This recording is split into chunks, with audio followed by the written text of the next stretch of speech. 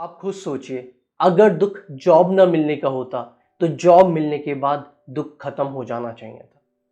अगर दुख पैसे का होता तो करोड़पति लोगों को कभी दुख ना होता। अगर दुख रिलेशनशिप का होता तो शादी के बाद सब कुछ परफेक्ट हो जाना चाहिए था, बट फिर भी दुख रहता है। तो क्या हमने इसके ऊपर कभी क्वेश्चन किया कि जिसको हम दुख बोल रहे हैं, दुख समझ रहे हैं, क्या वो रियल दुख है?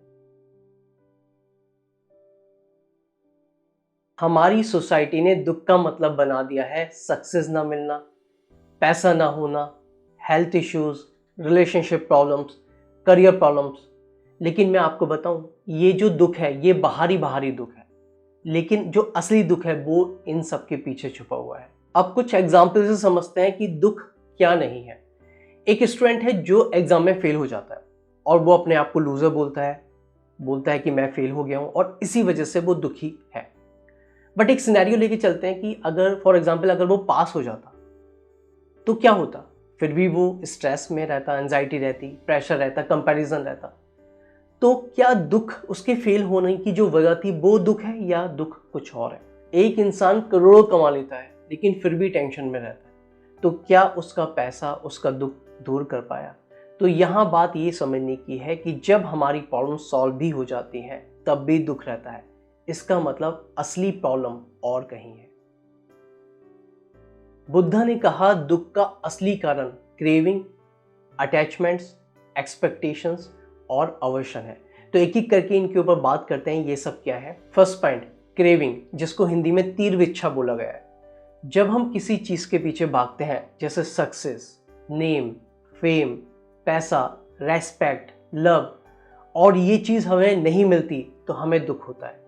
और बुद्ध बोलते हैं कि जब ये मिल जाती है तो उसके छूटने का जो डर है वो भी हमें दुख देता है। Second point, expectations. मेरे साथ ऐसा होना चाहिए था, मुझे ये मिलना चाहिए था, ये लोग मेरे साथ ऐसे बिहेव करना चाहिए था।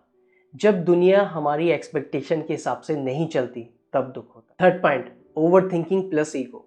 जब बात ईगो पर आ जाती है, जब बात मैं पर आ जाती है तो हमारा जो दुख है और बढ़ जाता है। जैसे लोग क्या कहेंगे, मैं ही क्यों, मेरे साथ ऐसा क्यों हुआ या होना चाहिए था।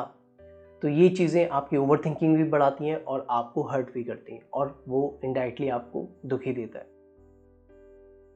जॉब ना मिलना दुख नहीं है। जॉब ना मिलने के बाद माइंड का जो रिएक्शन है, जो माइंड हमसे बोलता है मैं लूजर हूँ, मैं काबिल नहीं हूँ, जो अंदर से सेल्फ डाउट निकल के आता है, वो दुख है। माइंड अपनी ही प्लानिंग, अपनी ही सोच और अपनी ही थॉट्स के लूप में घूमता रहता है। और जब हम उसको एक बार आइडेंटिफाई कर लेते हैं और उनको करने के बाद पर्सनल ले लेते हैं, वही दुख बन जाता है। First point, self inquiry. जब भी आपको दुख हो तो आप अपने आप से क्वेश्चन कर सकते हैं, पूछ सकते हैं। और उससे पहले आपको ये पता होना चाहिए कि आपको दुख हो रहा है तो इन्हीं चार चीज़ों में आपका माइंड भाग रहा है। या तो अटैचमेंट्स है, या एक्सपेक्टेशन है किसी से, क्रेविंग है, अवर्शन है। तब उसके बेसिस पर आप पूछ सकते हो कि मैं किसी एक्सपेक्टेशन से चिपका हुआ तो नहीं हूँ, मैं किसी चीज़ को फोर्स तो नहीं कर रहा हूँ, मैं किसी फियर या पास्ट के इमोशंस में फंसा हुआ तो नहीं हूँ। जब आप ऐसे क्वेश्चंस करोगे तो आप उस दुख से धीरे धीरे करके बाहर निकल सकते हो। सेकंड पॉइंट, माइंड को ऑब्जर्व करना सीखो। दुख तुरंत नहीं जाएगा। जब आप माइंड के पैटर्न को धीरे धीरे ऑब्जर्व करना समझ जाओगे, उसका जो सोर्स है वो सीख जाओगे कि कहाँ से आ रहा है, तब वो कम होगा। Third point, accept plus awareness. Success आएगी, कभी कभी फेलियर्स मिलेंगे, लेकिन उससे चिपके रहना ही वही आपको दुख दे सकता है, सक्सेस के केस में भी और फेलियर के केस में भी। इसलिए जितनी आपकी अवेयरनेस बढ़ेगी, आपकी जो दुख है उसका जो रूट है वो आप क्लियर समझ जाओगे कि क्या हो रहा है मेरे साथ। अब बात करते हैं क्यों लोग सही दुख तक नहीं पहुंच पाते।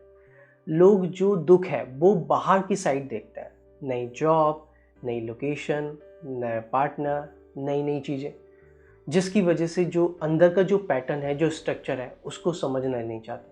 और ना समझने की कई सारे रीज़न है। लोग बिजी हैं अपनी लाइफ में, लोग अंदर की दुनिया जो सेल्फ इंक्वायरी है उससे डरते हैं, लोग शॉर्टकट चाहते हैं।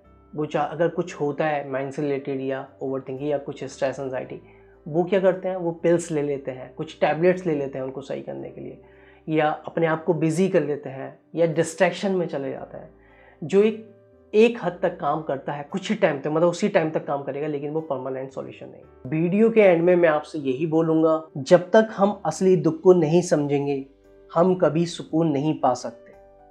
सुख मिलेगा पर साथ में उसके डर भी होगा। फ्रीडम तब आती है जब हम समझ जाते हैं दुख कहाँ से आता है।